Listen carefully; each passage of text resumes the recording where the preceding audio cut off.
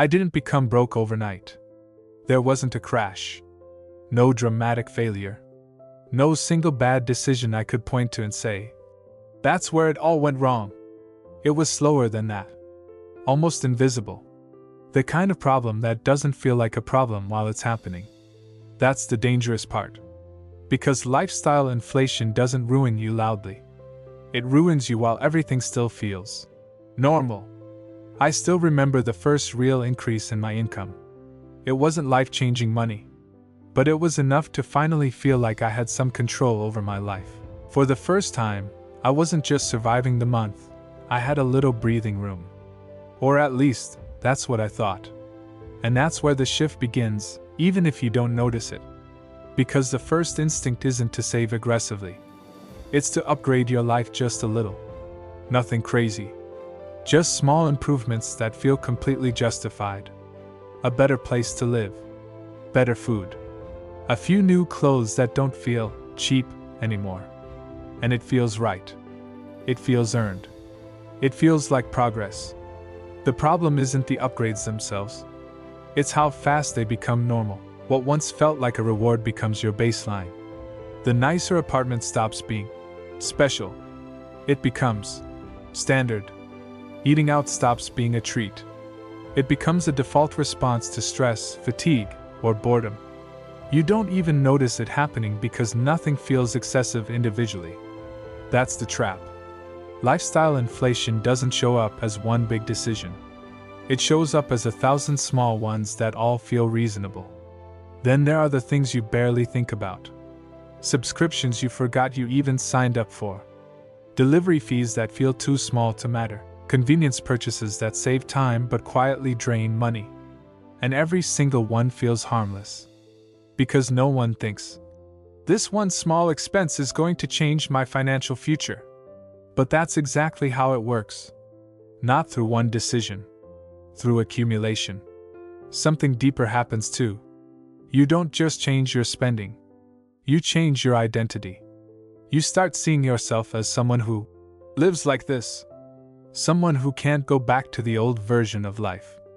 Because going back starts to feel like failure instead of discipline. You tell yourself, "I've worked too hard to downgrade. I deserve this level of comfort. I can always save later." And later keeps moving further away. For a long time, nothing feels wrong. You're not in debt, at least not visibly. You're not missing payments. You're not panicking. So you assume everything is fine. But there's a difference between stability and stagnation. My income went up. But my savings didn't. My lifestyle expanded to absorb everything.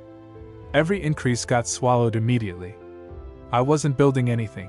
I was just maintaining a more expensive version of the same cycle. It's like having a bucket with a slow leak. At first, you don't notice. Because water is still coming in. But over time, you realize something is off. No matter how much you pour in, the level never really rises. That's what my finances became. Income in. Expenses out. And nothing left over that actually changed my position in life. Just motion. Not progress. The moment it actually hit me wasn't dramatic. It wasn't a crisis in the cinematic sense. It was something smaller. An unexpected expense. A delay in income.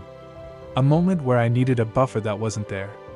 And I realized I couldn't absorb even a minor shock, not because I wasn't earning enough, but because I had designed a life where there was no margin for error. Everything was already allocated. Everything was already spoken for. And that realization hits differently. Because it forces you to admit something uncomfortable. You're not financially stable just because things haven't gone wrong yet. The real cost of lifestyle inflation isn't just money. It's flexibility. It's optionality. It's the ability to say no without your life collapsing. Every upgrade I made didn't just cost more monthly. It reduced my ability to adapt. I had traded resilience for comfort. Without noticing. And the worst part? Nothing about my life looked like a mistake from the outside. That's why it's so hard to catch. I used to think financial progress looked like upgrades. Better things. Nicer things. More expensive things. But real progress is something else entirely. It's not what you can afford today. It's what you can withstand tomorrow. I confused lifestyle expansion with financial growth. And they are not the same thing. At some point, I had to rethink everything. Not just how I spent money. But why? Was I buying things because I needed them? Or because I was avoiding discomfort? Was I upgrading my life? Or just avoiding the feeling of less? Because most lifestyle inflation isn't about money. It's about emotion, comfort, identity, status, and avoidance. Reversing it wasn't dramatic. It didn't require extreme austerity or cutting everything down overnight. It started with one simple idea: create space again. Not just savings, but breathing room. Room for mistakes. Room for delays. Room for life not going according to plan. That's something I never valued before. But now I see it clearly. Lifestyle inflation doesn't feel like losing control. It feels like success. That's why it works. You don't resist it. You welcome it.